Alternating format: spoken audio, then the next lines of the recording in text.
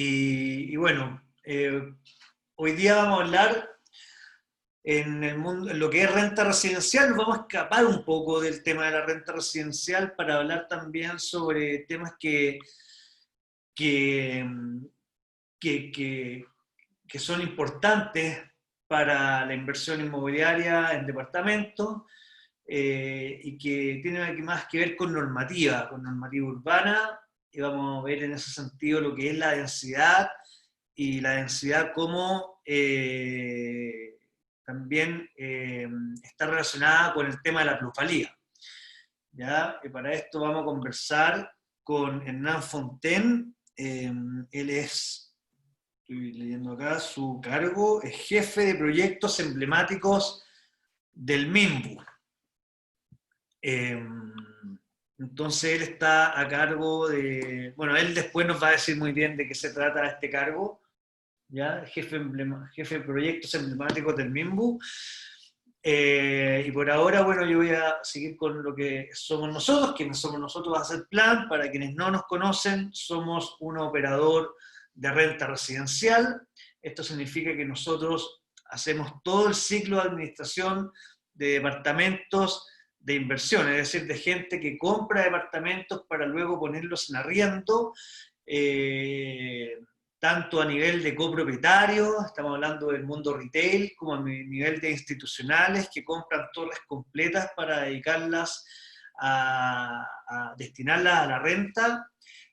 Ellos nos pasan las llaves de estos departamentos y nos piden hacer Plan, por favor, ustedes háganse cargo de todo el ciclo del negocio, que no es solamente cobrar el arriendo, sino que consta de más etapas que ya las vamos a ver. Y en ese sentido, bueno, hemos crecido un montón. Este es un negocio que, si bien tiene un montón de años para atrás, de toda la vida ha existido, digamos, la gente que compra departamentos y los arrienda, es un negocio, no sé, pero que viene desde muchísimos años atrás. Cada vez ha ido tomando más importancia el tema de que la administración, de que la operación de esto sea profesional, sobre todo con las cosas que vemos hoy día, en donde el arrendatario empieza a adquirir un rol súper importante y cada vez tiene más voz también para exigir un buen servicio. Entonces, en ese sentido, bueno, nosotros hemos ido creciendo mucho por lo mismo.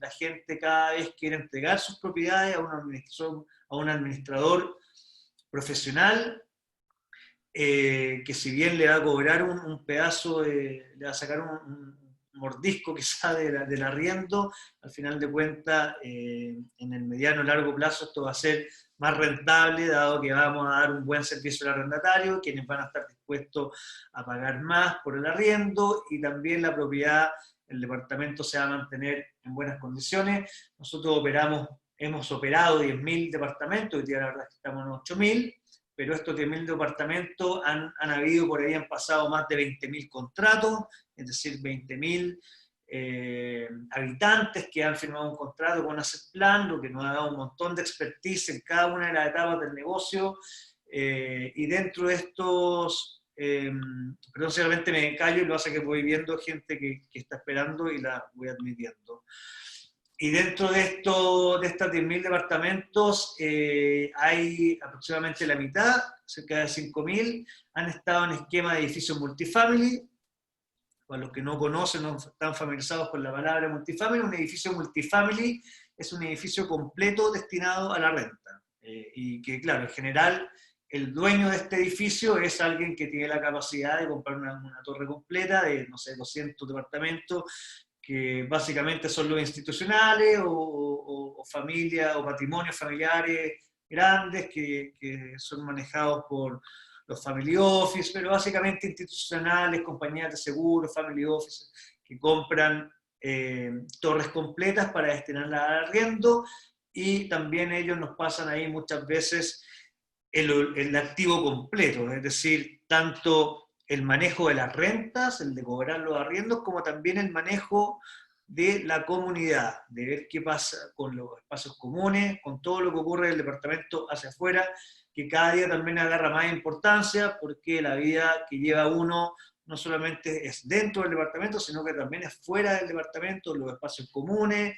y esto tiene que ver no solamente con los espacios comunes que hay, sino que también con el tema de recursos humanos, la gente que trabaja ahí, con la cual uno se relaciona, y eventualmente un arrendatario quiere tener una buena relación con quienes le sirven en este sentido, que son los conserjes, la gente que hace cuidado de los jardines, en fin, todo lo que tiene que ver con espacios comunes, lo que ocurre fuera del departamento. Por otro lado, también, bueno, hemos hecho, gracias a tener toda esta cantidad de unidades, nos ha dado mucha data, información sobre vacancias, sobre precios de arriendo, sobre morosidades, los cuales nosotros después en asesorías ya personalizadas, tanto a nivel de retail como a nivel institucional, prestamos estas asesorías para un poco cuando alguien está interesado en invertir en esta clase de activos, entienda bien cuáles son los números, las vacancias, morosidades, y así como también en el mundo de los multifamily, saber, entender más o menos cómo funciona bien un edificio de renta. Y bueno, así hemos llegado, ya tenemos hoy día 2.000 clientes que han confiado en nosotros, que nos entregan sus departamentos para que nosotros los operemos. Voy a avanzar un poco más rápido para que pasarle la pelota a Hernán, pero básicamente acá está el ciclo de la cadena de valor que da Assetplan en el negocio de renta residencial. Captamos una propiedad, la promocionamos, después de promocionarla, que eso es publicarla en diferentes portales, seleccionamos al arrendatario, ver bien cuál es el perfil de cada uno, cosa de ojalá seleccionar a alguien que tenga capacidad de pago, luego entregarle la propiedad, después está todo lo que tiene que ver con el manejo del property, lo que les decía, el manejo de la comunidad del edificio, que esta persona tenga, que el edificio se mantenga, el activo se mantenga bien. También vemos el tema de la cobranza, todo lo que tiene que ver con del departamento hacia adentro. Y después, bueno, cuando la persona ya se tiene que ir, lo que tiene que ver con el salvoconducto, el checkout, liquidar la garantía, luego hacerle una mantención a la propiedad para que esté en condiciones óptimas o que esté como nueva para volver luego a ser arrendada y seguir con esta cadena de valor, que es importante que en cada etapa ojalá tenga una gestión profesional para que de esta manera el activo no pierda valor, se mantenga bien en el tiempo y no pase eso que ocurre a veces que uno mira edificios que están súper bien ubicados, pero que la verdad es que están súper mal mantenidos, ya al menos por fuera lo que uno ve, y quizá también por dentro. Entonces, esto es importante que esta cadena de valor exista tanto para lo que ocurre dentro del departamento como para lo que ocurre fuera del departamento. Y bueno, un poco introduciendo ya lo que va a hablar Hernán Fontaine con el tema de la densidad, la plusvalía y entender cómo es el tema urbano. Quiero mostrarles esta lámina que es súper interesante porque en Santiago, en la región metropolitana, la verdad es que las plusvalías en los últimos 10 años han sido tremendas. Acá.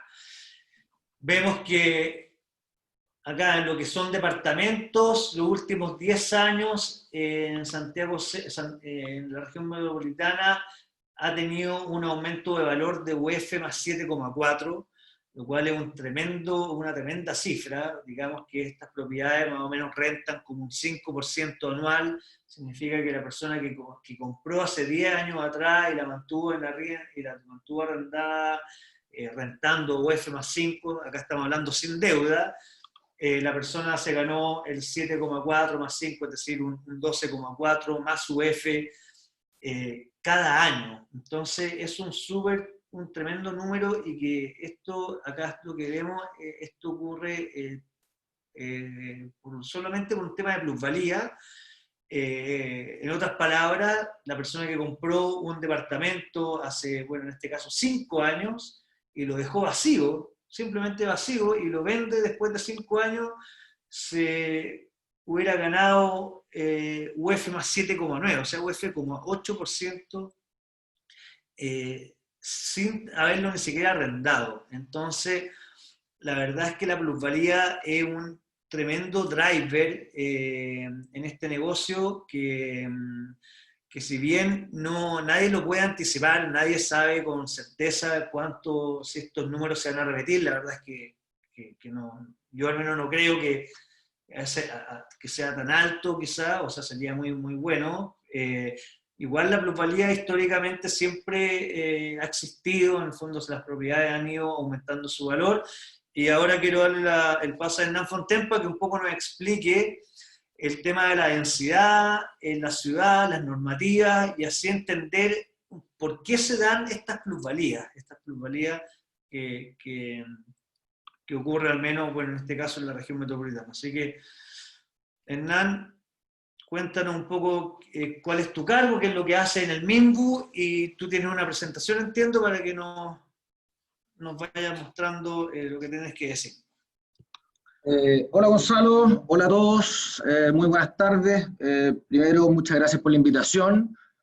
Estamos viviendo tiempos bien complejos y se producen estas instancias que son súper ricas para poder conversar temas y para poder entender ciertas cosas que a veces dejamos pasar, sobre todo en temas tan complejos y tan polémicos como la ciudad. Mi nombre es Hernán Fontaine, yo soy arquitecto de la Universidad Católica y estoy a cargo de la unidad de proyectos emblemáticos en el Ministerio de Vivienda y Urbanismo.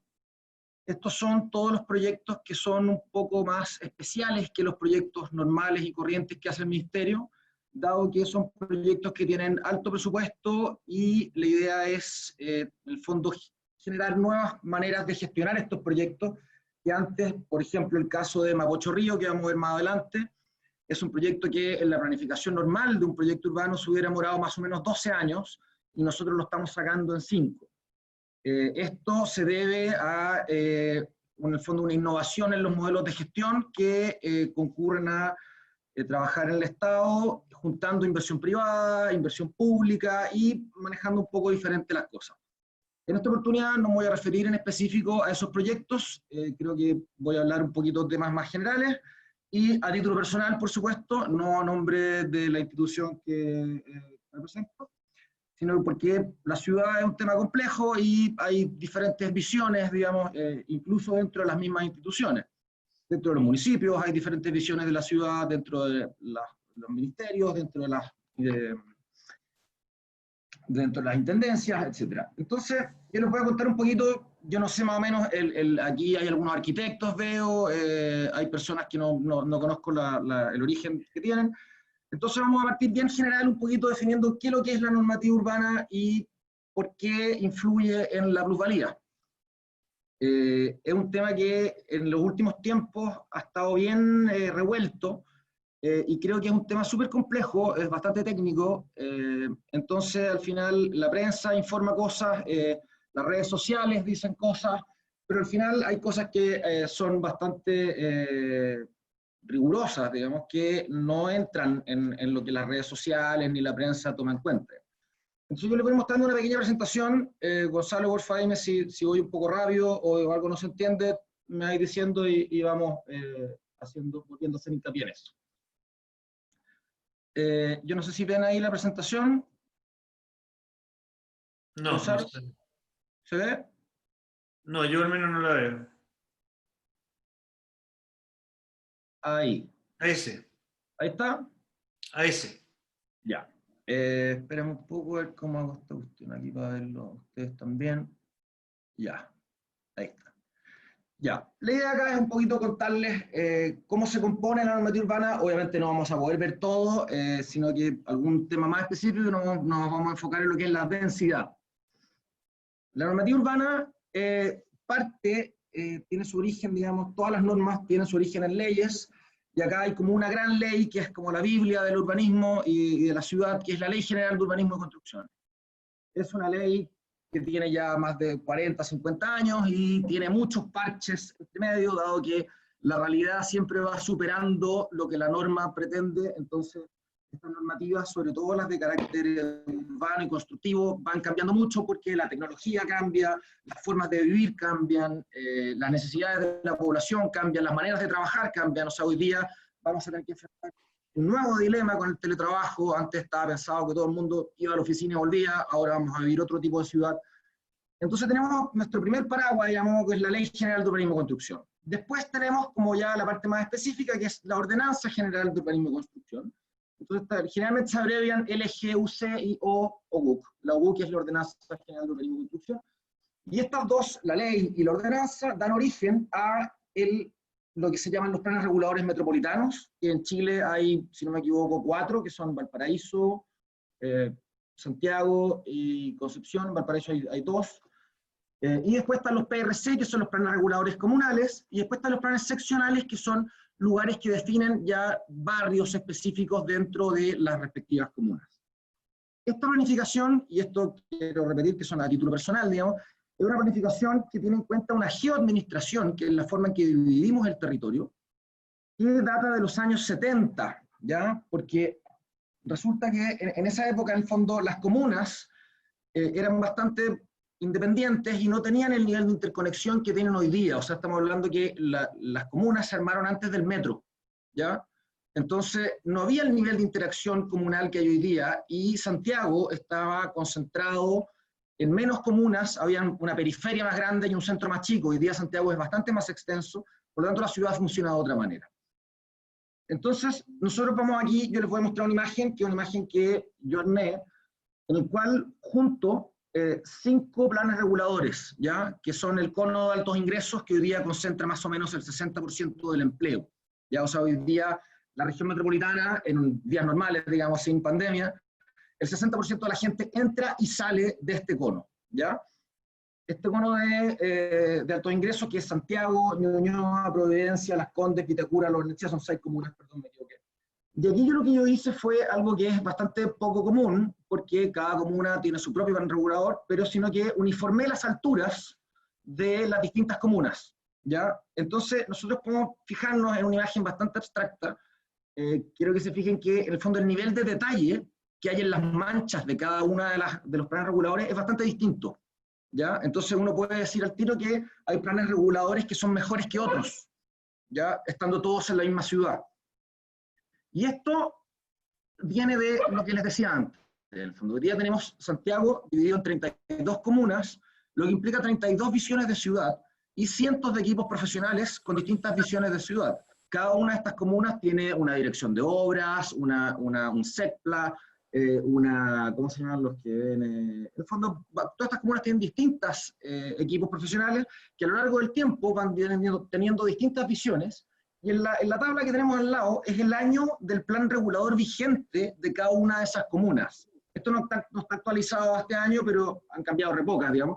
Pero en el fondo tenemos que hoy día en la ciudad de Santiago confluyen visiones de ciudad y instrumentos normativos que algunos vienen del año 76, como vemos, por ejemplo, o del año 71 en el caso de Pudahuel, y algunos que vienen del 2014, como Independencia, o Providencia del 2007, que también lo actualizó el 2015.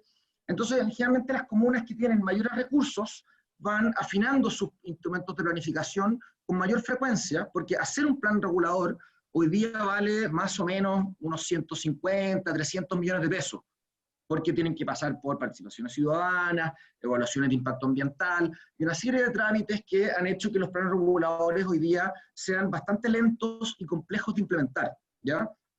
Entonces, en el fondo, aquí es lo que voy con esta primera etapa, que la ciudad es una, pero tenemos 32 maneras de enfrentarla que son totalmente diferentes.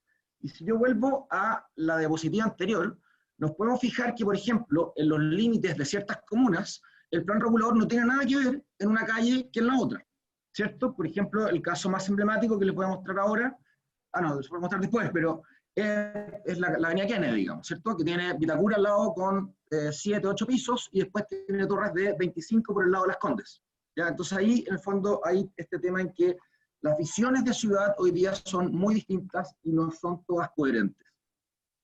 Entonces, hoy día la normativa urbana abarca muchas cosas: la constructibilidad, los distanciamientos, los usos, si es que ahí van oficinas o van viviendas, etc. Entonces, vamos a especificarnos en un punto que nunca es bien explicado, creo yo, y que nunca se habla, porque cuando se habla de densidad, generalmente la gente tiende a hablar de altura, y dice, no, que no queremos más altura, que no queremos torres más altas. Hoy día nadie quiere tener una torre alta al lado. Esto es el fenómeno NIMBY que se dio en Estados Unidos, que significa Not in my backyard, En el fondo que la gente quiere que la ciudad crezca, pero no en mi patio. Entonces eso hace que las participaciones ciudadanas de todo esto, que son los planes reguladores o los planes seccionales, u otras participaciones, lleven a que la discusión se trate de altura. Que yo no quiero más altura porque va a haber más congestión. Eso no es tan preciso. La densidad es algo que es diferente de la altura, ¿ya? Entonces, ¿qué es la densidad? Y yo aquí me ayudé con un par de imágenes de un libro que acaba de salir hace un par de meses, que es muy recomendable, que es La UC Ilustrada, que es un libro muy recomendado en el cual se explica de forma bastante gráfica, aquí les voy a mostrar algunas páginas, digamos nomás, en la cámara, si las ven, pero con muy buenas ilustraciones de qué se trata la normativa urbana, y lo hace más comprensible, porque la verdad que hoy día la normativa urbana, tanto en los planes reguladores como en la Ordenanza General de Urbanismo y Construcción, es bastante críptica, ¿ya? O sea, para la gente que no es arquitecto, experto en esto, o para los abogados que son expertos en esta materia, es bastante difícil entenderla. Y este libro creo que yo abre por primera vez una puerta a que la gente pueda empezar a entender esto. Y yo quería felicitar a los autores y nombrarlos al tiro, que son Rodrigo Arévalo y Patricia Mayra, que tuvieron esta idea y que creo yo ha sido bastante exitosa. Entonces la densidad es una de estas materias que regulan los planes reguladores. Las más importantes son las que están acá en la diapositiva, que son la constructibilidad, la densidad, la altura, los distanciamientos y la ocupación de suelo. La constructibilidad son los metros totales que puedo construir un terreno. O sea, si mi terreno mide 1000 metros y mi constructibilidad es de 1, puedo construir 1000 metros arriba de ese. La densidad es distinto porque es la cantidad de unidades habitacionales que puedo hacer en ese terreno, ¿ya? Por lo tanto, la mezcla entre la densidad y la constructibilidad genera el tamaño de la unidad promedio, ¿ya? O sea, en el fondo, el plan regulador regula en estas dos variables si quiere que en ese terreno hayan unidades de 140 metros cuadrados o de 25 metros cuadrados, ¿ya? Cosa que no regula la altura, ¿ya? La altura simplemente es el volumen que yo puedo construir hacia arriba, pero la densidad es la cantidad de departamentos al interior de ese volumen. Por lo tanto, es bastante diferente hablar de densidad que de altura. Yo puedo tener barrios muy bajos, pero muy densos, como son la mayoría de los conjuntos de vivienda social, por ejemplo. Y puedo tener edificios muy altos, pero poco densos, como son los edificios de Vitacura.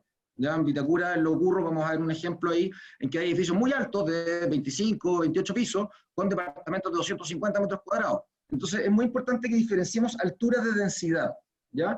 Lo otro son los distanciamientos, que cuánto me tengo que alejar de los vecinos, y después la ocupación de suelo, que es cuánto puedo ocupar en el primer piso, ¿ya? Entonces, enfocándonos en la densidad, vamos a ver que, por ejemplo, en la imagen que vemos a continuación, tenemos como 3 tipos de edificaciones. Tenemos torres altas, torres medianas y casas.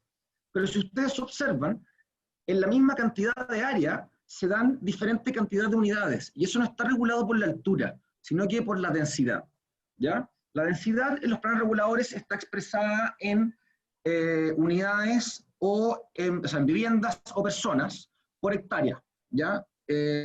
Cuando está expresada en viviendas, está como completo el número, pero cuando está expresado en habitantes hay que dividirlo por 4, porque la Ordenanza General de Urbanismo y Construcción considera para todo efecto legal que en una vivienda viven 4 personas. Eso está súper desactualizado. Hoy día los datos rondan más o menos, sin tener mucha certeza, pero que la ocupación promedio de las viviendas es de no más de 2,6 personas en Santiago. Y la norma sigue considerando 4.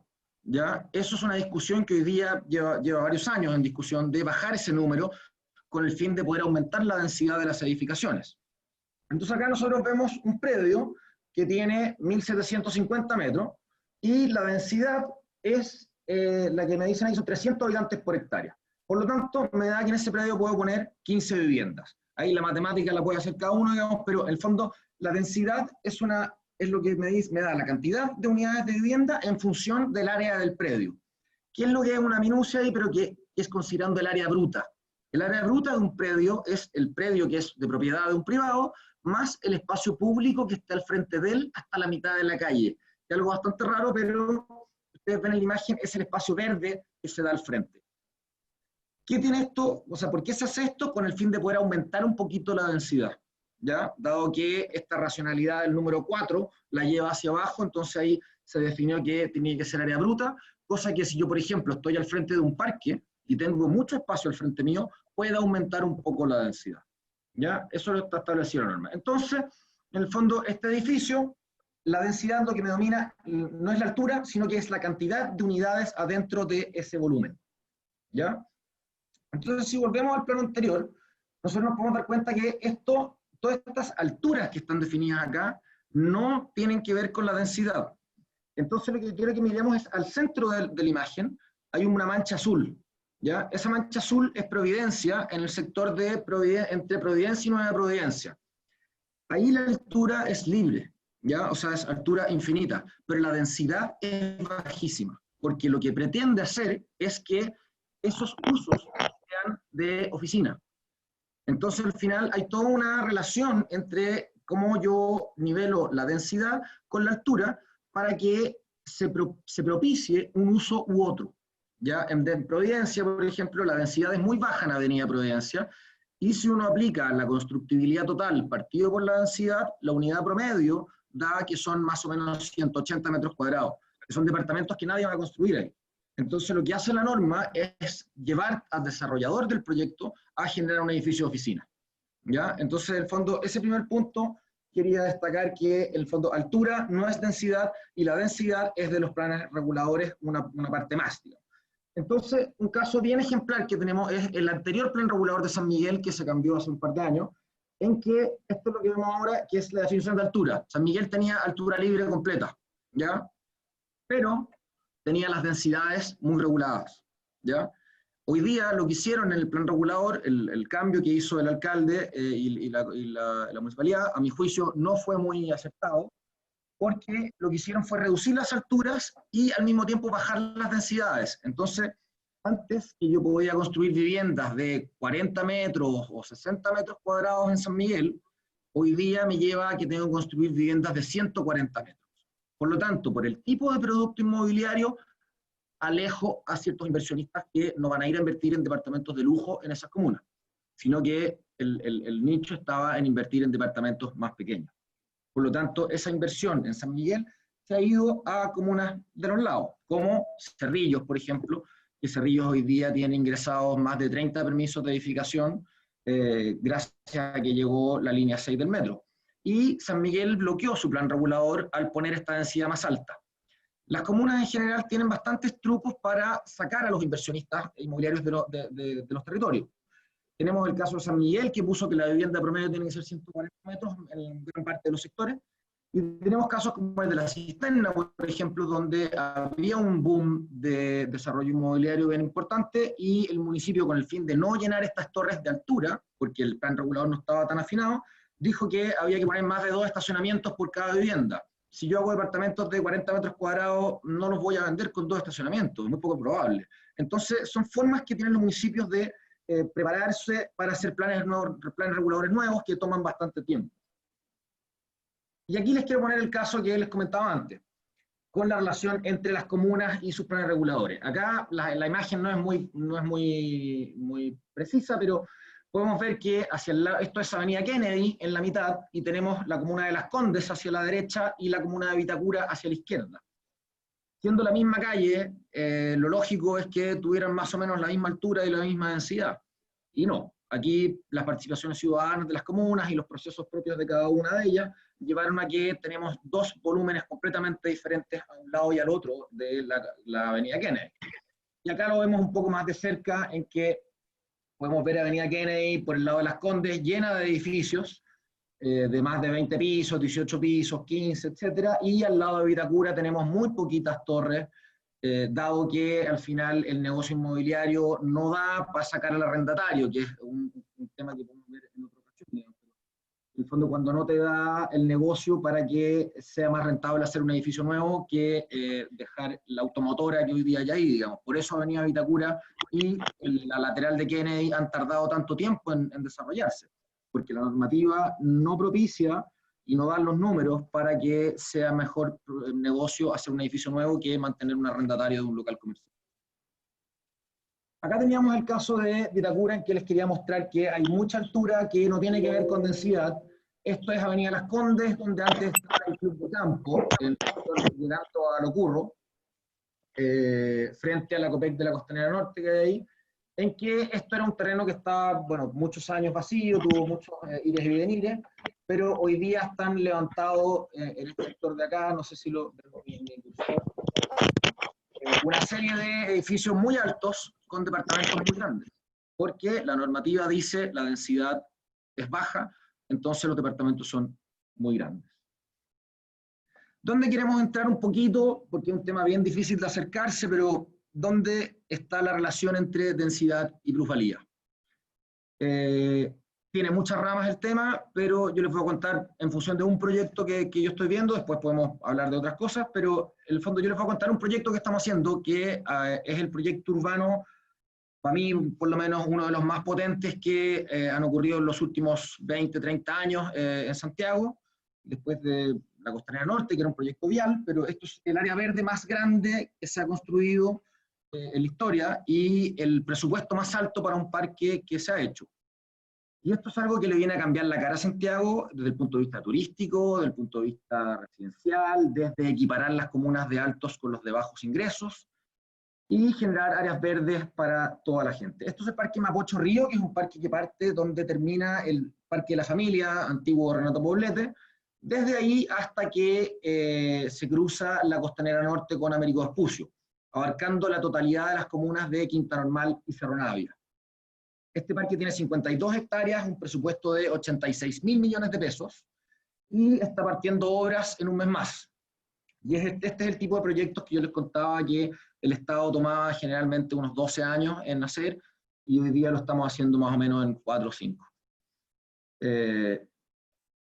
Esto es lo que hay hoy día en el lugar, que podemos ver son campamentos, depósitos de chatarra, de químicos, muchas ocupaciones ilegales, caballos, cabras, gallinas, una infinidad de usos que ustedes no se llegan a imaginar que existen en el terreno y que son la puerta de entrada a Santiago y son el patio de atrás de Cerro Navia. Son lugares con alta delincuencia, alta criminalidad, un nivel de inseguridad muy alto, basura por todas partes, contaminación de las aguas del río y una serie de externalidades negativas producto del abandono que nos ha llevado a que cada vez que entramos a Santiago por la Costanera Norte nos topamos con este basural, que decirlo así, no tiene otra denominación, y que hace que la gente de Cerro Navia, todo ese borde de blogs que hay ahí y todo el sector norte de la comuna, y asimismo la comuna de Renca, que está al otro lado, tengan este punto negro de inseguridad en que en las noches es bien difícil transitar y en el día también. Esto viene a cambiarle la cara a este sector en estos dos tramos. Hoy día el río Mapocho tiene, si no me equivoco, bueno, pero son 30 y tantos kilómetros de largo, sí, 34 kilómetros de largo, y tiene estos 3 tramos que no están desarrollados. Uno es el tramo de la comuna de Lo Barnechea, pero un segundo, se está cayendo el internet, acá parece. El tramo de la comuna de Lo Barnechea, que es una comuna de altos ingresos, por lo tanto debiera desarrollarlo en la misma comuna, que ya está en proceso, y después tenemos los tramos 1 y 2 que tienen un poquito de parque incipiente en el sector de Mapocho Oriente y unas partes de Quinta Normal, pero que hay que rehacer, que son las partes amarillas, digamos, y después hay tramos que no tienen nada, en que están en total abandono. La idea es consolidar estos 34 kilómetros de río, generando 230 hectáreas nuevas de área verde. Para que nos hagamos una idea, el Central Park de Nueva York tiene 300 algo, 320. Ya, o sea, al fondo nosotros con este río llegaríamos a tener un parque de escala metropolitana bastante singular. Y la inversión está concentrada en ese sector de ahí. ¿Qué es lo que queremos? Equiparar las comunas de bajos ingresos con las de altos ingresos en términos de la configuración de sus áreas verdes. Es bastante inaceptable que Vitacura tenga un parque de hiper primer nivel, como el Parque Bicentenario, y sectores que también están pegados al río tengan basurales y lugares tan deteriorados como los que observamos en Cerro Navia y Quinta Normal. Entonces, la idea, esto es una imagen, un render de lo que el parque va a hacer. El parque va a incluir 2 playas hacia el río Mapocho, que son bastante novedosas y creemos que el río hoy día está limpio. Eso es algo que no todo el mundo sabe. El río está, bueno, no sé si yo me tomaría un vaso de agua, pero pero está bastante limpio, bastante más limpio que antes. Por lo tanto, de aquí nosotros vamos a instalar medidores de la calidad del agua, y la gente va a poder, no sé si bañarse, pero chapotear y jugar los niños en el agua y generar una cercanía con el río, que es algo que en la comuna de Cerro Navia había antes. Esta es una idea que salió de las participaciones ciudadanas cuando la gente nos contaba que se iba a bañar al río. Entonces decidimos poner estas playas, hay canchas de fútbol, canchas de patinaje, es un parque súper completo en términos de equipamiento. Aquí vemos los sectores de baños y accesos. Acá vemos un sector que estamos haciendo para que puedan haber recitales al aire libre, eventualmente realizar eventos tipo Lollapalooza o grandes festivales en este parque.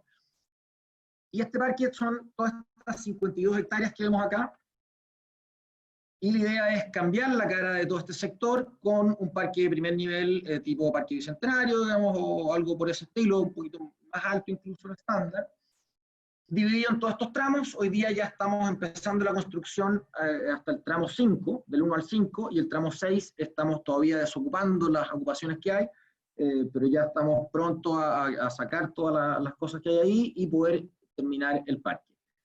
Este parque además rehace la defensa fluvial del río en 4,5 kilómetros, con el fin de asegurar que este parque no se inunde cuando el río vaya a tope, y generar la seguridad de toda la población de la comuna de Cerro Navia, en su sector norte, para que no haya inundaciones ni ningún tipo de sorpresa. Entonces aquí yo traje algunas imágenes nomás. Esto es la planta que hay hoy día del parque. Entonces vemos ahí una media luna, unos caballos, un campamento, un pedazo de parque que hoy día es el Parque Mapocho Poniente, que es un parque que está muy bonito, pero la verdad que es bastante inseguro. Y la idea es renovar eso con sectores para la comunidad, con invernaderos, con juegos de niños, con canchas deportivas, un montón de cosas que son las que tienen en el fondo los parques hoy día. Entonces ahí está el programa más o menos de lo que tiene el río. Esto es la orilla del río, ahí se ve bastante limpio en esa imagen, en algunas partes, y la idea es generar eso.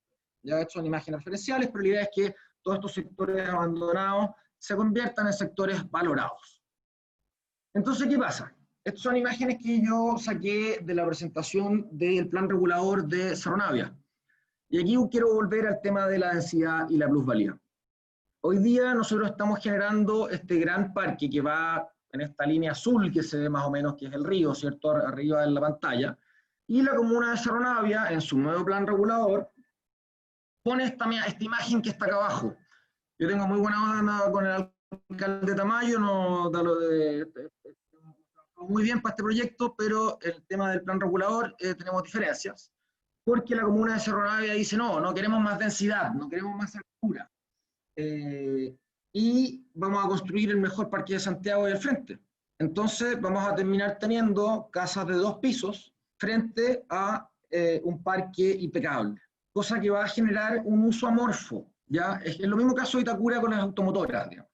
Si yo no le doy la densidad y la altura y la constructibilidad al frente de una inversión de este tamaño, esa inversión se pierde, tanto para el Estado, con su rentabilidad social, como para personas un millón de familias que podrían vivir ahí.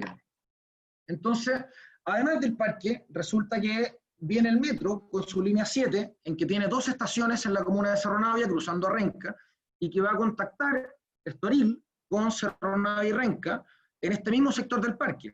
Por lo tanto, estamos metiendo 3.000 millones de dólares de línea de metro, más el parque, que en millones de dólares no sé, pero son 100.000 millones de pesos de inversión estatal, y estamos dejando la posibilidad de explotar eso en un plan regulador comunal que lo que quiere es no densidad. Entonces generan estas ironías urbanas que están en la normativa, no tienen nada ilegal, digamos, pero es algo que hay que concientizar a la gente para los minutos en que se votan estos planes reguladores y se pasa la pelota a la comunidad para que opine sobre esto. Es bien importante que la gente se informe más y los municipios también generen la información más objetiva posible, ¿no?, para que no pase esto, en que yo tengo un gran parque de 100.000 millones de pesos de inversión estatal, un esfuerzo increíble en términos de recursos humanos y recursos financieros, y el plan regulador dice, no, 2 pisos al frente del parque. Entonces, ¿qué pasa? Que se desperdicia ese espacio urbano. Entonces, el Estado invierte 100.000 millones de pesos en una nueva vialidad, porque además de todo esto se va a hacer la calle Costanera Sur, que es la calle que acompaña al parque, y el plan regulador nos pone entre 2 y 4 pisos frente a esta inversión. Por lo tanto, Condorito se desmaya, porque aquí hay una cuestión que no hace sentido, ¿cierto? En el fondo, la inversión estatal debiera ir acompañada con una rentabilidad social, que es la rentabilidad que se distribuye entre todas las personas hacia los bolsillos nuestros, en el cual debiera haber la posibilidad de invertir frente a los parques. Hoy día los parques son altísimamente atractivos para la gente, dado que las unidades habitacionales son muy pequeñas. Entonces, el Estado trabaja arduamente en generar estas áreas verdes a nivel central, pero los municipios, estos 32 municipios que tenemos en Santiago, no siempre van dando la mano a estas inversiones. Un caso bien potente, que no sé si algunos lo conocen quizás, pero el caso del cambio de plan regulador de la comuna de Ñuñoa. La comuna de Ñuñoa, hace unos 4 o 5 años, cambió su plan regulador, modificando las densidades y las alturas, justo cuando la comuna pasaba a tener 2 líneas de metro nuevas. O sea, pasaba la línea 6 y la línea 3 a estar en la comuna de Ñuñoa, y el municipio, producto de una presión social, un rumor, un sentir, y el municipio baja finalmente las alturas, generando una subutilización de la inversión del Estado, la cual fue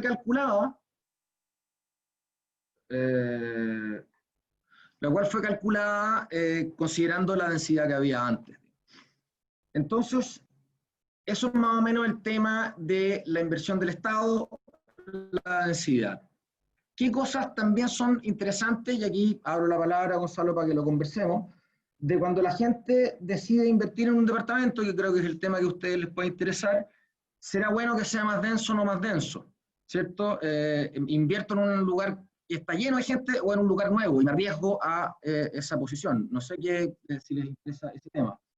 Gonzalo.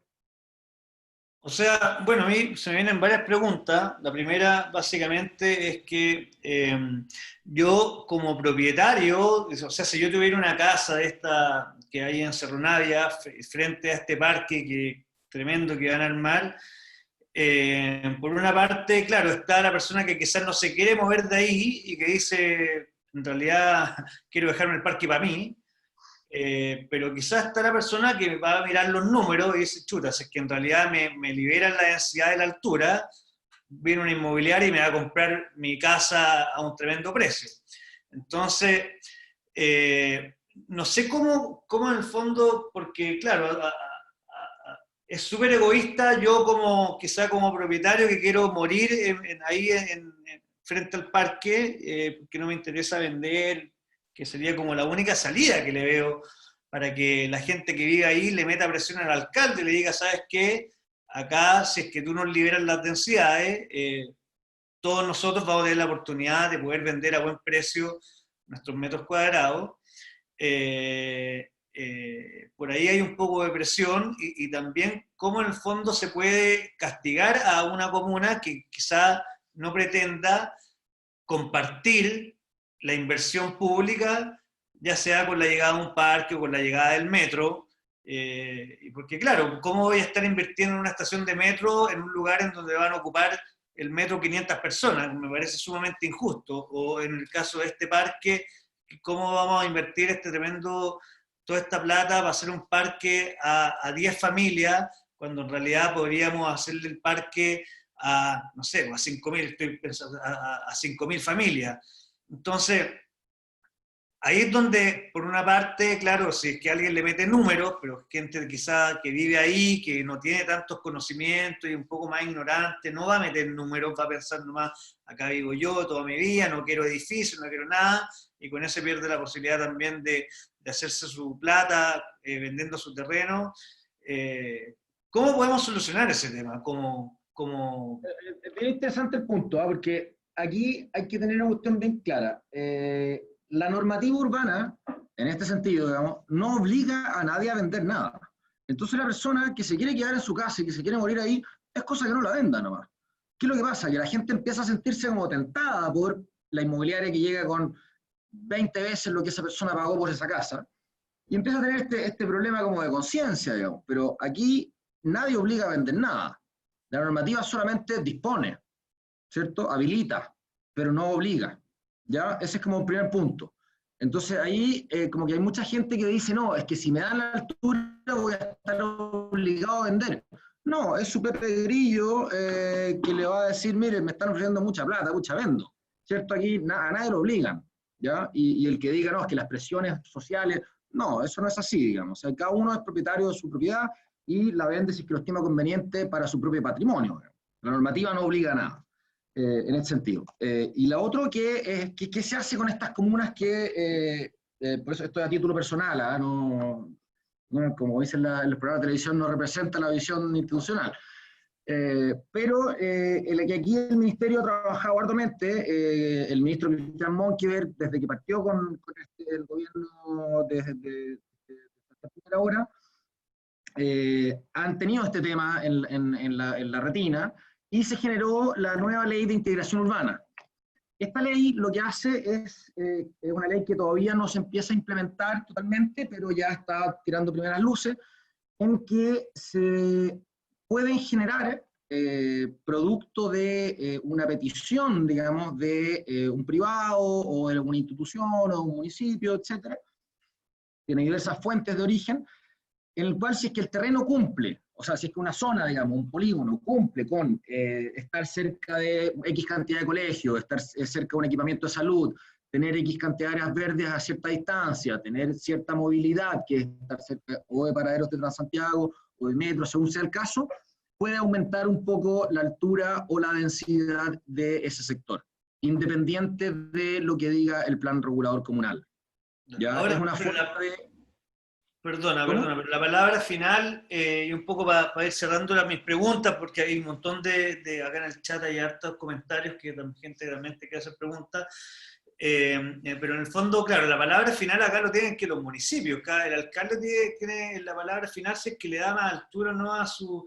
Porque yo pienso, o sea, rápido, puede que esté equivocado en mi manera de pensar, pero quizá el mismo gobierno podría ir en el fondo y compra, no sé, en otros países quizás más comunistas, en China, simplemente te sacarían de ahí, te dirían, a ver, acá queremos poner a 10.000 familias y no a 500 familias que tengan la posibilidad de participar y de tener este parque. Entonces, en ese sentido, como el comunismo como que es como irónico, como que ahí sí que como que funciona súper bien en cuanto al mercado, en el fondo levantar el... Pero a lo que quiero ir, en el fondo, si el gobierno va y toma y compara quizá barato, yo creo que hoy día ir y comprar ahí en Cerro Navia, en toda esa parte que tú muestras que hay pura basura, podría comprar eventualmente barato para hacer este tremendo parque, y la plusvalía que genera en ese sector, y después, claro, ellos mismos negociar quizá con la municipalidad, oye, libérame la densidad para arriba, porque esto es mío, acá no vive nadie, y yo voy acá a meter a un montón de familias que van a pagar contribuciones, derechos de aseo, en fin, cuánto comercio se arma alrededor de la zona, que pagan patentes. En el fondo es solamente un círculo virtuoso, tengo la impresión de generar un parque o la llegada a un metro, pero que queda todo, se pierde toda esa plusvalía si es que no se le da la densidad al final. Es cierto, exactamente, se pierde toda esa plusvalía. Porque además hay varias cosas, o sea, con lo que tú comentaste tiene hartos puntos, digamos, pero lo primero es que, bueno, el gobierno no puede hacer eso. El Estado de Chile no puede llegar y comprar todos los terrenos que van a subir de precio por producto de su propia inversión. No tiene el Estado una línea de inversión para hacer eso, es legalmente bien complejo. Hay algo que está ahí en la ley la nueva ley de regulación de suelo, la ley Cabal, digamos, que le llaman. En el fondo la gente tiene que pagar por las plusvalías que se generan, pero es algo bastante complejo y es un problema bastante sin solución hoy día. Como tú decís, los alcaldes finalmente son los que tienen en sus manos esta densificación, y pasa que los alcaldes viven en los circuitos electorales, entonces en el fondo van midiendo qué es lo que quieren sus votantes, y no se preocupan, y jamás lo tendrán en cuenta, digamos, de la gente que no vota por ellos, digamos, ¿cierto? O sea, el alcalde quiere sus votantes cautivos que están en la comuna hoy día. Le dan lo mismo los votantes que van a venir. ¿Ya? Entonces, al final, esto se genera de gente, esta como demanda, digamos, viene de gente que quiere ir a instalarse ahí, no del gallo que ya está instalado ahí. Entonces, ahí se produce un tema que la ciudad, en general, esto y tiene que ver con lo que veíamos antes de las 32 visiones de ciudad, la ciudad está bastante carcomida por los circuitos electorales. ¿Ya? Y esto es algo bien, a mi parecer, bastante grave que tiene la ciudad de Santiago, dado que los alcaldes van tomando de sus decisiones en función de su electorado y no en función de la ciudad, que es algo que tiene un largo plazo. O sea, los instrumentos de planificación debieran durar 30 años, ¿ya? O sea, debieran tener una visión de muy largo plazo. Y generalmente se da que empiezan a tener visiones muy cortoplacistas producto de presiones electorales. Y eso es bastante grave. Entonces, al final, revocan la herramienta. Ya. Perdona, para ir cerrando, que hay harta gente que quiere hacer algunos comentarios. Estaba por acá Juan Forner, dice Cerro Navia tiene una densidad de 450 habitantes por hectárea. Es imposible hacer nada, aparte de ello es propiedad muy atomizada para pensar en algún desarrollo. No sé qué comentario tienes como lo que dice Juan. Ahí, bueno, recuerdo con él, claro, la densidad es bajísima, porque como él dice, la densidad está expresada en habitantes por hectárea, o sea, hay que dividirla por 4. Para que tengamos una idea, eso da 100 algo de densidad de viviendas por hectárea. La comuna de Providencia, que tiene como unidad promedio 88 metros cuadrados, acordémonos que la densidad tiene la relación con la unidad que quiero tener ahí. Entonces es una comuna que o me voy a departamentos grandes, si es que lo hago nuevo, o estoy medio frito. Y además lo otro que la atomización de los predios, eso creo que ya no es problema, ¿eh? O sea, se ha dado en muchos lugares con predios muy atomizados y al final los desarrolladores inmobiliarios logran hacer en los paños, digamos, es un tema de precio. Pero que en este caso se debiera dar. Después, bueno, acá está Juan Undurraga, o sea, bueno, Vitacura está pensado 100% lo mismo, ¿no? Ahí, bueno, quizá, si quieres, Juan, activa el micrófono y tú mismo haz tu comentario. Juan Forner también hay que pensar en que Cerro Navia se hizo en base a operaciones sitio, vivienda social, etc. Me imagino que Cerro Navia, en sus orígenes, bueno, en realidad yo no sé la historia, pero uno cuando ve las imágenes que tú muestras, se nota que no hay ningún orden, o sea, no hay mucha planificación. Quizás sí. O sea, lo que uno identifica claramente en Cerro Navia son estos 42 blocks de vivienda que están frente al río, que fueron una operación bastante conjunta, se hicieron en 3 tandas, se hicieron esos 40 y tantos blocks entre el año 70 y el 80 y tanto.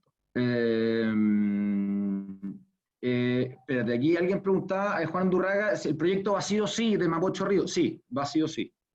Claramente la comuna de Cerro Navia hoy día está en cuarentena, por lo tanto el inicio de obra, nosotros ya partimos poniendo algunas rejas para ir cerrando, y las obras van a tener un inicio un poco más lento, producto de la contingencia, pero el proyecto ya tiene rentabilidad social aprobada, identifica su plata, está adjudicado a una constructora, falta la versión final de la Contraloría nomás, pero el proyecto ya va, digamos. No.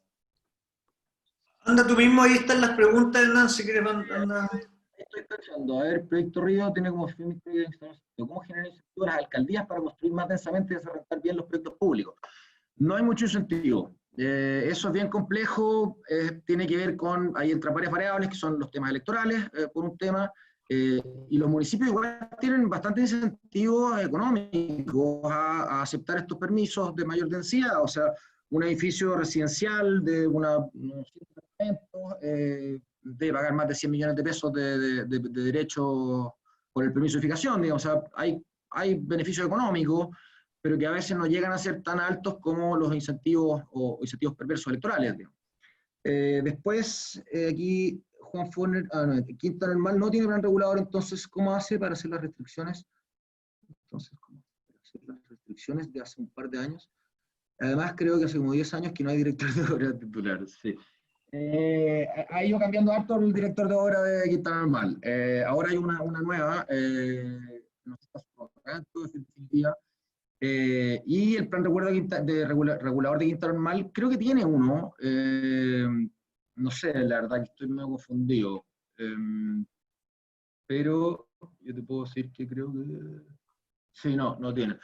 pero está en desarrollo, y cuando las comunas no tienen plan regulador, rige la institucionalidad superior, que es el Plan Regulador Metropolitano de Santiago, que es lo mismo que pasó con Estación Central, digamos, que son las comunas que no tienen plan regulador, por lo tanto rige el instrumento superior, que es el Plan Regulador Metropolitano de esa área.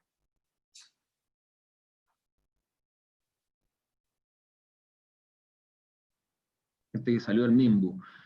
Desconozco mucho el tema tan precisamente, Juan. Si queréis, en otra ocasión lo podríamos conversar más en detalle, pero no lo tengo tan claro. Se podría concluir entonces, dijo Juan Undurraga, se podría concluir entonces que dado parque más metro, está ahí la futura plusvalía, ¿te la juegas? Sí, claro, parque más metro es muchísima plusvalía. O sea, creo yo que es una... Pero siempre y cuando puedan ahí vivir más que una persona, o sea... Sí, claro. Claro. En el fondo, yendo al extremo, sí.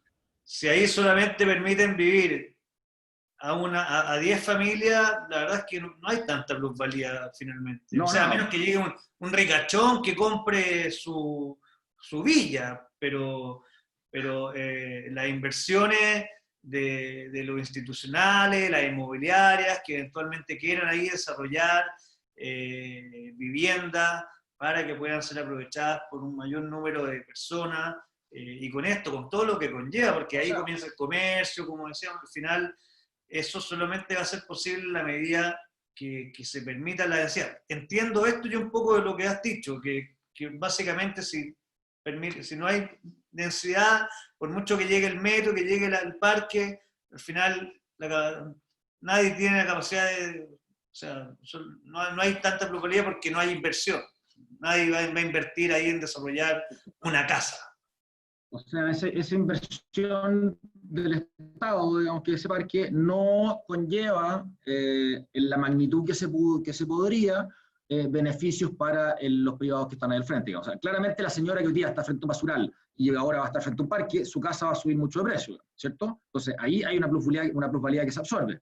Pero no se genera el beneficio superior, digamos, de que mucha mayor cantidad de personas puedan disfrutar tanto de ese vivir como de esa ventaja patrimonial. Claro, bueno, no sé si hay más preguntas. A ver acá, resumen de Juan Fon, el problema son los alcaldes, cuando se ponen a ofrecer ofertones electorales a sus vecinos y luego les piden la cuenta. La Cisterna es el caso más notable. Claro, pero aquí hay todo, o sea, hay alcaldes muy buenos, otros más o menos, otros peores, digamos, pero en general tiene que ver con los alcaldes, los equipos de planificación de las comunas. Muchas veces aquí también los alcaldes no se mandan solos, hay participaciones ciudadanas y, como decía, el alcalde responde a sus electores del momento y no a sus electores futuros. Por lo tanto, ahí hay un problema. El de la Cisterna, en el caso más notable, sí, porque el truco que encontraron fue bastante pillo. ¿Cómo es el caso de la Cisterna? La Cisterna permitía edificios de alta densidad, alta altura y alta densidad, y como los planes reguladores solamente se pueden congelar durante un año, o sea, con 6 meses, más una extensión de 6 meses, tú puedes, o sea, si un municipio llega y dice voy a hacer un plan regulador nuevo, entonces no voy a admitir más permisos ahora, lo puede hacer solamente por un año, o sea, en 2 tandas de 6 meses. Entonces lo que hizo la Municipalidad de Cisterna, dado que se iba a demorar más en hacer el plan regulador nuevo, más de un año, para congelar los permisos de edificación, hizo un cambio en que le exigía mucho mayor cantidad de estacionamientos a las viviendas, entonces hacía que los proyectos no fueran rentables. Claro. Bueno, tengo 2 comentarios más. Bueno, acá está Cristian Resco, ¿sabe si hay alguna entidad actual o pensada para centralizar la visión del crecimiento de la ciudad de 30 o 40 años? Lo que yo te iba a comentar iba muy en línea con eso, porque entiendo que hay ciudades como Nueva York, como Londres, en donde si bien hay comunas, o no sé cómo se llamarán ahí, hay como un mayor, alguien que está sobre los alcaldes y que tiene una visión más de ciudad. En el fondo, que sabe que si va a hacer una inversión donde va a llegar un metro, él ahí inmediatamente tiene una visión más de ciudad completa. Como tú dices, en los años 40 a lo mejor cada una de estas comunas a lo mejor tenía su propia economía, su propia vida, nadie salía de ahí, pero hoy en día la región metropolitana es una sola, todos transitan de un lugar a otro, y necesitamos tener una visión más integral de toda la ciudad.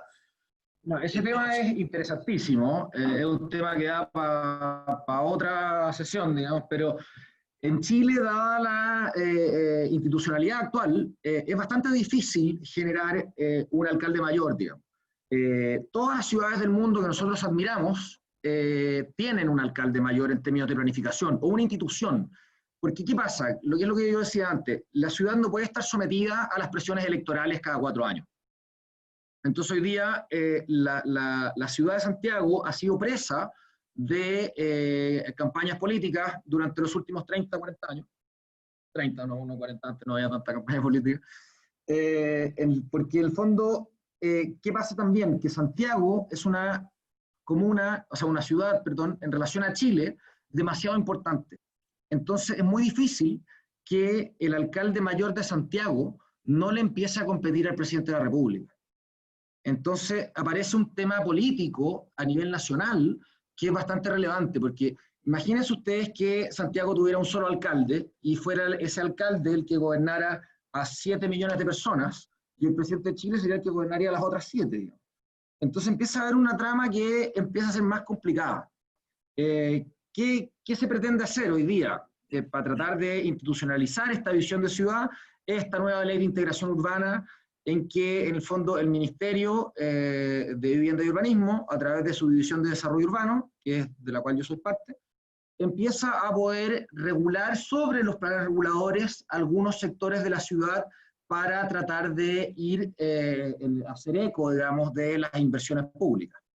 Pero meter una institucionalidad de planificación mucho más centralizada es bien difícil por lo que yo te digo, digamos. O sea, el alcalde de Santiago sería una figura que tendría que ser democráticamente elegido, sería una elección bastante compleja y competiría políticamente con el presidente de la República. ¿Qué creo yo hacia dónde debería ir esto? A una institución que fuera capaz de crear estas políticas de largo plazo, que es un poquito el rol que cumple el Ministerio, pero debieran dársele más atribuciones. Es un poquito lo que hace la Seremi hoy día, pero es bien complejo. ¿Qué pregunta División de Desarrollo Urbano Mimbu a todos? Hernán, ¿cómo te imaginas la ciudad después de la pandemia? ¿Crees que va a cambiar algo a nivel de densificación, infraestructura y ciclovías? Complicada pregunta, me imagino que este es Carlito. Yo creo que, a ver, bueno, lo primero que va a pasar es que debiera haber un cambio, que es algo que ya se veía venir, con la peatonalización de las ciudades. Hoy día las veredas son bastante angostas, producto que son veredas que vienen, sobre todo en el centro de Santiago, nosotros tenemos veredas que vienen 1,20 m, y hoy día la gente tiene que caminar más lejos, ya nadie quiere meterse en una multitud, antes como que daba lo mismo. Creo yo que debiera una tendencia a la peatonalización, sobre todo de los centros. Yo me imagino, el centro de Santiago, según mis propios cálculos, así bien a la loca, hay al tiro 7, 8 calles que podrían ser peatonales y que hoy día son para autos. Creo que el espacio del peatón va a cambiar un poco. Después, en términos de densificación, creo yo que debiera haber una tendencia a querer o poder optar a vivir más lejos, en unidades un poco más grandes quizás, no lo sé. Es compleja la pregunta, porque la densificación, como te decía yo, tiene un horizonte de plazo mucho mayor que lo que una pandemia o una reacción circunstancial pudiera hacer. Por lo tanto, no sé mucho. Las ciclovías, creo yo que es algo que es un tema bien complejo, el tema de las ciclovías, porque no todo el mundo tiene el estado físico para andar en bicicleta. Entonces a mí me importa mucho más, y la gente que puede andar en bicicleta generalmente es una gente que es independiente en términos de movilidad.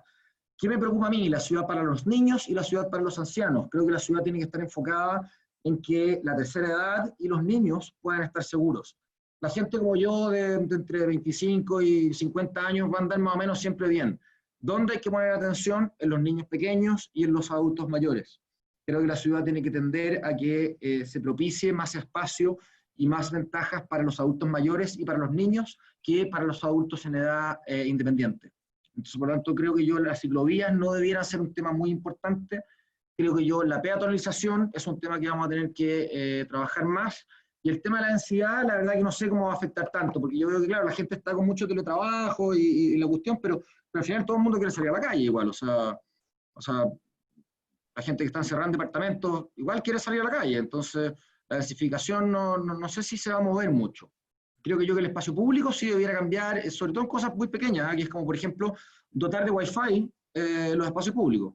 Es algo que se podría hacer, no tiene costos muy altos y tiene gran repercusión. ¿Qué puede pasar también? Que los parques y los espacios públicos pasen a tener demarcaciones.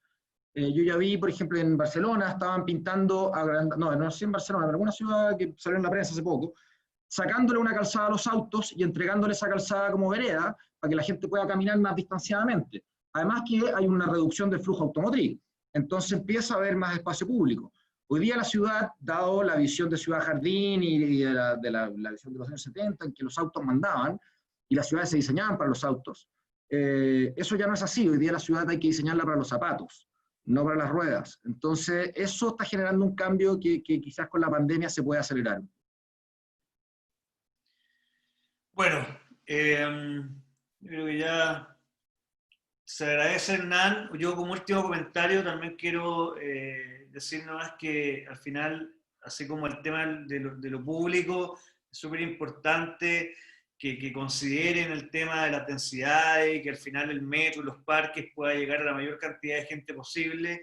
También ahí desde el mundo privado es súper importante cuando se permiten estos, cuando esto se permite, en el fondo no matemos la gallina de los huevos de oro, cuando uno, no quiero dar nombres de marcas ni inmobiliarias, pero ciertamente esto de limitar la altura y no permitir más densidad, finalmente en parte es culpa de los mismos privados que responsablemente, no digo que todos, pero muchos, hacen estos guetos verticales que le llaman, en donde hay filas en los ascensores, en donde al final de cuentas la gente que lo habita estos edificios tampoco, o sea, finalmente vive hacinada, como casi que en una cárcel, en vez de quizá aprovechar estas densidades que se permiten, o estas alturas si es que se permiten, para al mismo tiempo generar buenos espacios públicos, y de esa forma,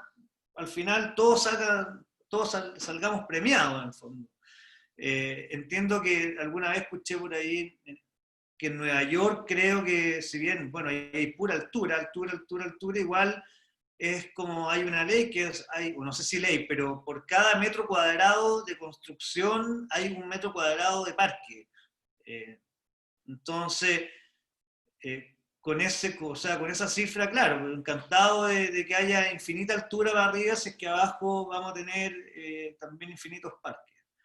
Yo creo que por ahí pasa también en el fondo de que lo público y lo privado no pueden ser enemigos, tienen que ser amigos y no pueden estar como discutiendo, o sea, al final ambos debieran ir a intentar hacer un aporte a todos nosotros, quienes finalmente o compramos una vivienda, o la arrendamos, o la habitamos, y bueno, y eso. Y como cierre nomás, por supuesto que al final, entre mayor densidad, más inversión en los espacios públicos como metro, calles, ciclovías, parques, eso combinado con densidad es una muy buena plusvalía, si es que por ahí en Cerro Navia o en Quinta Normal empiezan a permitir un poco más de densidad.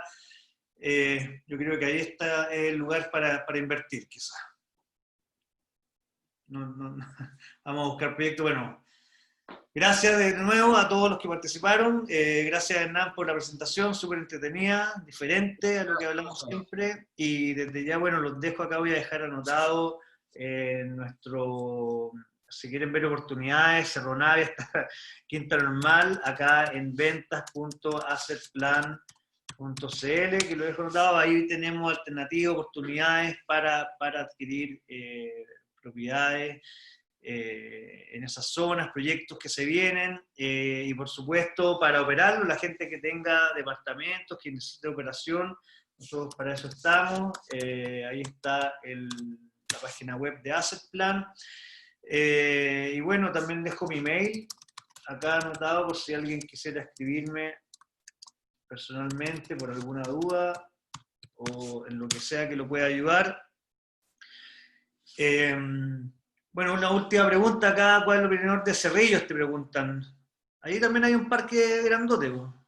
Sí, pues bueno, ahí en Cerrillo estamos haciendo nosotros, de hecho nosotros mismos lo estamos haciendo, la Villa Olímpica, que es la villa de los Juegos Panamericanos, que viene ahí en la estación Cerrillo, en el terreno que está al frente de la estación Cerrillo, que se van a construir ahí más o menos 1.500 departamentos en distintos tipos de subsidios, que van a albergar los Juegos Panamericanos del 2023.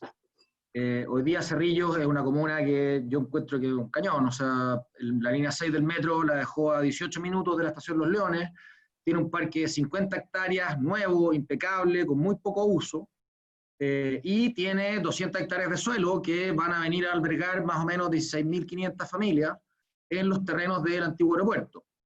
El sector buseta yo lo encuentro bastante bueno, pero yo me quedo con el sector que está en el sector del aeropuerto, porque el parque es un muy bonito, y tener parque con metro, que es lo que hablábamos antes, es una muy buena plusvalía. Bueno, gracias a todos y nos vemos próximo miércoles. Ahí les vamos a ir informando de qué vamos a hablar próximo miércoles. Y bueno, ideas también bienvenidas, si es que alguien por ahí nos quiere escribir internamente para proponernos algún tema o algún invitado, si alguien quiere participar, tiene algo que comentar o decir, también estamos súper abiertos a abrir la pauta y así miércoles a miércoles poder conversar no solamente sobre la compra y venta de departamentos, lo que es la operación, sino que también sobre lo que es la ciudad, porque al final de cuentas todas estas inversiones y departamentos tienen que ver con la ciudad y con quienes la habitamos. Bueno, gracias a todos y nos vemos el próximo miércoles. Chao. Muchas gracias a todos.